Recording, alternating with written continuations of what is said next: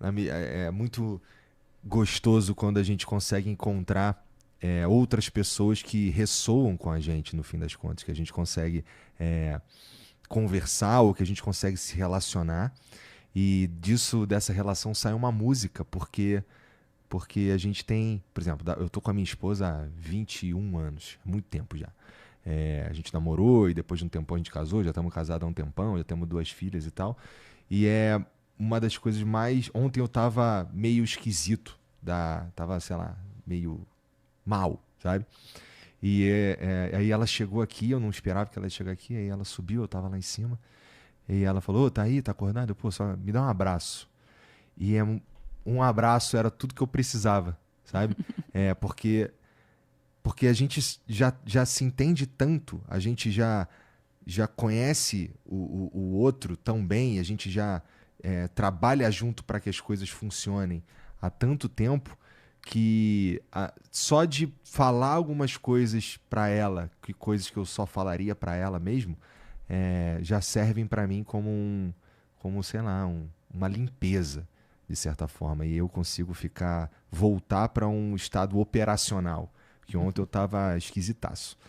E essa ressonância, eu diria, é uma das coisas assim que eu dei mais sorte na minha vida de ter encontrado, sabe?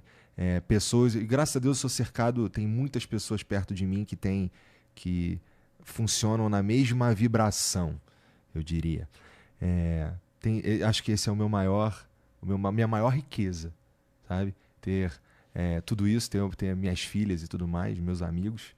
E talvez seja isso, assim, porque teve uma época que eu ouvi também a Larissa falando lá no teu programa, ela falando que, putz, eu achava que era ter dinheiro, mas não é ter dinheiro, tem tantas outras coisas. Depois que a gente alcança um patamar que, primeiramente, a gente achou que não era possível, pelo menos no meu caso, eu achava que não era possível, que eu vou descobrir que, na verdade, aquilo ali é só o que me disseram que era ser feliz, no fim das contas.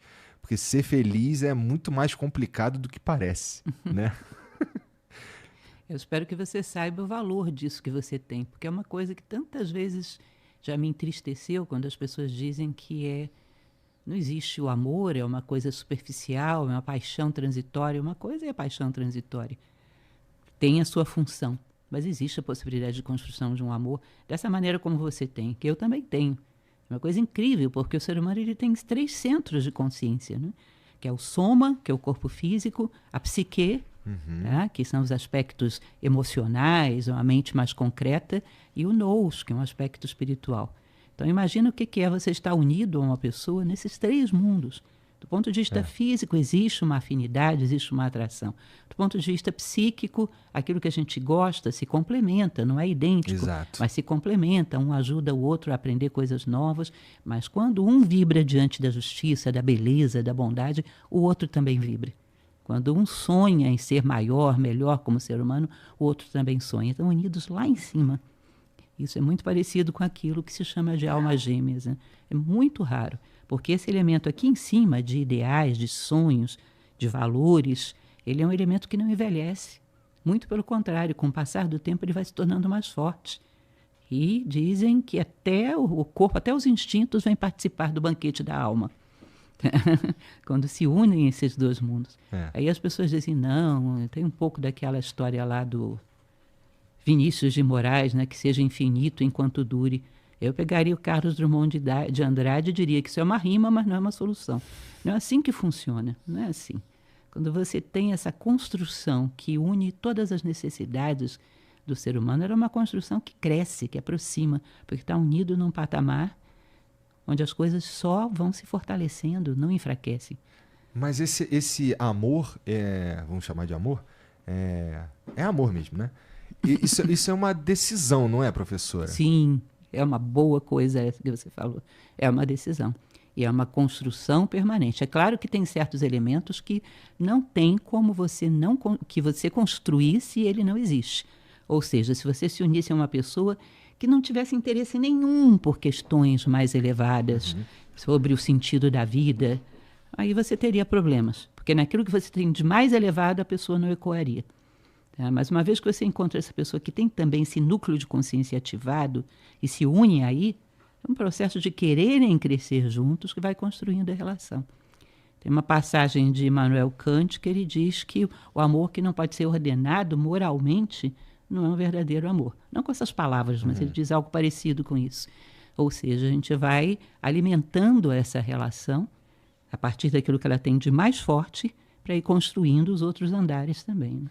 Eu me recordo de uma situação muito simples, que também não me lembro se eu já te contei, mas que foi uma experiência muito bonita da minha vida.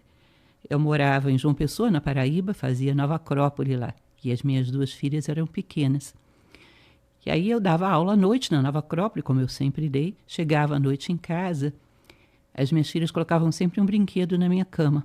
Era uma maneira delas... Elas se preocupavam de eu dormir sozinha, achavam que eu ia ficar com medo ou triste.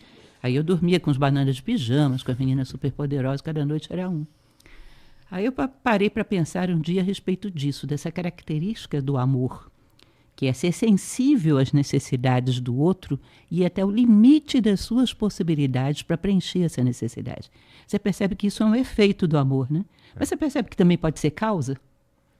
Imagina uma pessoa por quem você não sente absolutamente nada. Tá. Você tenta ser sensível às necessidades dela, não o que ela quer, o que ela necessita.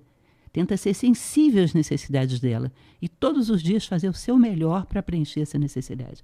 Faz isso hoje, faz isso semana que vem, faz isso mês que vem. Um belo dia você vai olhar lá e o amor vai estar lá. Entendi. É uma construção. Isso é interessante, porque dá pra gente construir o amor de forma inconsciente. Por exemplo, pessoas que elas só vão... elas, por exemplo, trabalham juntos, porque eu não estou falando aqui do amor romântico, estou falando inclusive pode ser um amor fraterno, né? Você estava falando do amor das tuas filhas e tal. Esse amor ele pode ser construído de forma inconsciente também, sem intenção, professor, ou não? Olha, o amor sempre tem uma dose de intencionalidade, porque as pessoas não são perfeitas. E a paixão ela é muito exigente.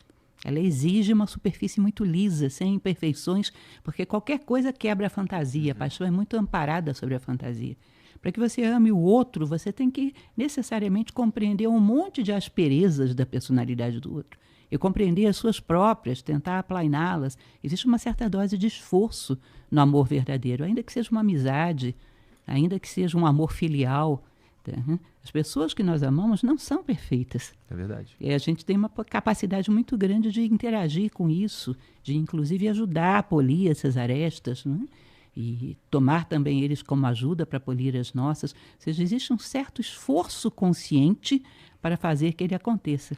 A paixão é muito amparada na fantasia. E a fantasia não admite imperfeições. Ela idealiza e quer que o outro encaixe na sua idealização. Acho que é importante dizer que a gente está falando aqui de... Quando eu era jovem, por exemplo, eu não sabia exatamente qual que era a diferença entre paixão... por exemplo, falava que estava apaixonado, de vez em quando, eu amo, não sei o quê. Amar precisa de uma construção mesmo, pelo menos do jeito que eu enxergo hoje. Com certeza precisa de um cuidado, né? Porque, te falei, já estou com a minha esposa há tanto tempo e não é todo dia que a gente está apaixonado um pelo outro, né? Tem dia que a gente está irritado ou briga ou qualquer coisa assim, mas felizmente isso tem se tornado tão raro que eu nem lembro a última vez que a gente brigou. Mas o amor, a noção de que a gente se ama, ela supera esse tipo de problema, assim, que no fim das contas, assim, quando a gente para analisar mesmo, é tudo tão, pelo menos no nosso caso, ele acaba sendo tão bobo que não é o que impede a gente de operar junto, de funcionar junto como uma família, assim, todos nós lá em casa, né, graças a Deus. Então, isso quer dizer que perceber que estar apaixonado é diferente de você amar e que com certeza o amor precisa de todo um cuidado, uma construção, uma intenção, é importante no fim das contas, porque a gente consegue assim enxergar a verdade das coisas, né? Às vezes ouvir um eu te amo não quer dizer que ama mesmo, né? Às vezes tem a ver com uma não diria nem confusão, mas uma falta de conhecimento do que realmente quer dizer a palavra amor. Como eu falo pra caramba que o meu trabalho é meio falar e ouvir um monte, eu acabo tendo um pouco de apreço pelas palavras, né? Então, o que significa realmente amor é uma parada que é muito. Assim, ela apesar de ser parecido com a sensação de estar apaixonado, é diferente, no fim das contas. A paixão tem um ciclo que necessariamente ela vai cumprir e vai findar. Costumo dizer que paixão é parecido com gripe. Ela cumpre um ciclo e necessariamente vai findar. Não é mal, paixão é chocolate. Uhum. Só que você não tem como sustentar comendo chocolate eternamente, né? Parece uma gripe mesmo. Eu já vi filósofos dizendo que, pô, é como estar doente.